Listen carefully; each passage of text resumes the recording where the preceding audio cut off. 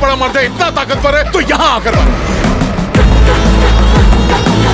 वो आएगा, भूतिया साई की तरह आएगा, आत्मा निकालेगा।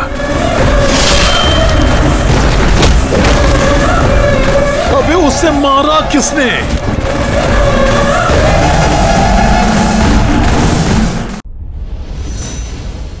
ঢ্যানটা না, আমরা চলে এসেছি। দেখো কত কিছু কেনাকাটা করেছি, দাঁড়াও তোমাদের সবাইকে দেখাচ্ছি। হ্যাঁ হ্যাঁ দেখা, এগুলো সব দেখার জন্য তো আমরা বসে আছি বল।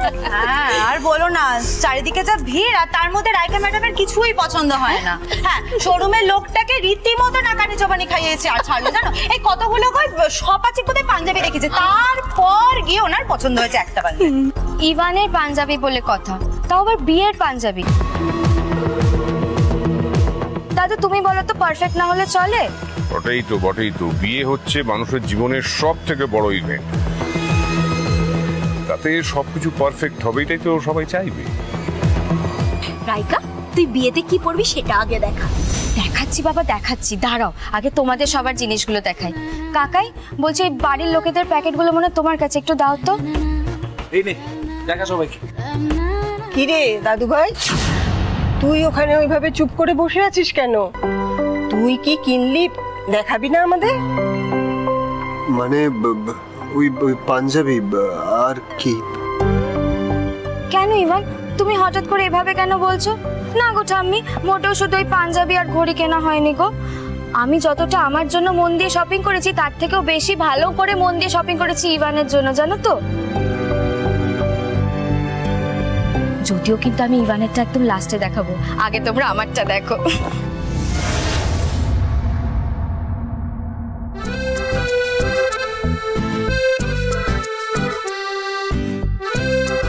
কেমন হয়েছে বলো?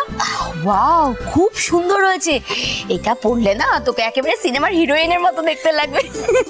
তুমি বিয়ের দিন বেনারসি পরবে না? দূর, ওসব বেনারসি টেনারসি এখন আর চলে না গো বড় ঠাম্মি, ওগুলো এখন ব্যাকডেটেড হয়ে গেছে। এখন তো সবাই বিয়েতে ডিজাইনার লেহেঙ্গা পরে। রাইকা সেটা বললে কি করে হবে? আরে বাঙালি বাড়ির বিয়ে, কোণে লাল বেনারসি পরে বিয়েতে বসবে না, তা আবার হয় নাকি? শোনো না রাইকা, আমি বলছিলাম কি, আমি বুঝতে পারছি যে লেহেঙ্গা তোমার খুবই পছন্দের, কিন্তু আমাদের বাড়ির তো একটা ট্র্যাডিশন আছে।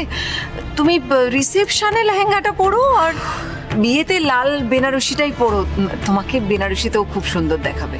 ওরে বাবা, তো এই বিয়ে নিয়ে আলোচনা তোদের থামবে না? আর জরুরি কথাটা আমি বলে দিই, রেজিস্ট্রারের সঙ্গে আমার কথা হয়ে গেছে, বিয়েটা হবে কিন্তু কালকে সন্ধ্যাবেলা। সে কি কালই? তাহলে তো মাত্র 24 ঘন্টা হাতে সময় আছে। সে তো আমিও ভাবছি এইটুকু সময়ের মধ্যে সব ব্যবস্থা হবে তো। আরে হবে না এবার কেন, বাকি কি আছে, সব কাজ তো প্রায় হয়েই গেছে।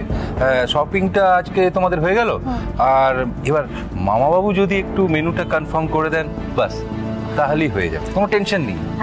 আচ্ছা রাইকার বাবা মা কখন আসবেন? তোর সঙ্গে ফোনে কিছু কথা হয়েছে খোকা?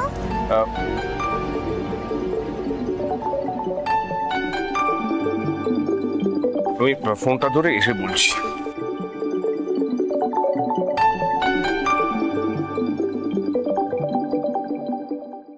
হ্যাঁ তরুণ বলো। স্যার বলছি আজ রাতেই কাজটা হয়ে যাবে, আমার লোকজন আনন্দ আশ্রম আজ রাতেই অ্যাটাক করছে। গুড, তবে যা করবে খুব সাবধানে, হ্যাঁ সাবধানে দেখে শুনে করবে। এবার আমি কিন্তু কোনো মিস্টেক চাই না। না স্যার আপনি একদম চিন্তা করবেন না, কোনো মিস্টেকই হবে না। এবার আমি যে ধরনের লোক অ্যাপয়েন্ট করেছি তাদের কাছে এইসব কাজ একেবারে জলভাত স্যার। মানে ওই মেঘলার ব্যাপারে তোমার লোকজনকে আলাদা করে বলে দিয়েছো তো? মেঘলা যেন মিস না হয়, ওই কিন্তু আসল। হ্যাঁ কিন্তু ওটা দরকার, কিন্তু আমার মেন টার্গেট হচ্ছে মেঘলা। ওর ছবি দেখিয়ে তোমার লোকজনদের ভালো করে বুঝে নাও। স্যার আপনি একদম টেনশন করবেন না, আপনি আমাকে যে ছবি পাঠিয়েছিলেন আমি অলরেডি সেটা ওদেরকে ফরওয়ার্ড করে দিয়েছি এবং ওরা দেখেও নিয়েছে। তবে ওই একটা ব্যাপারে একটু সমস্যা করছে ওরা, পেমেন্ট নিয়ে আর কি। আমি ওদেরকে পরিষ্কার জানিয়ে দিয়েছি পেমেন্ট আমি পার হেড করব। Okay sir? সেসব নিয়ে আমাকে কিচ্ছু বলতে হবে না, ব্যাপারটা তুমি দেখে নাও। শোনো, টাকাটা বড় ফ্যাক্টর নয়, কাজ হওয়াটাই হচ্ছে আসল, বুঝেছো তরুণ?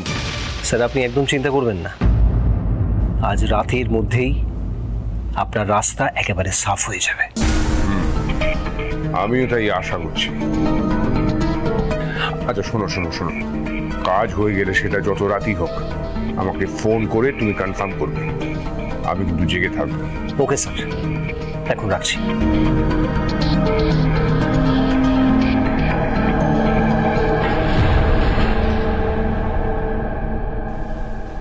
আর কয়েক ঘন্টা মেঘলা ঠাকুর, তারপরে তোমার হদিশ আর কেউ পাবে না।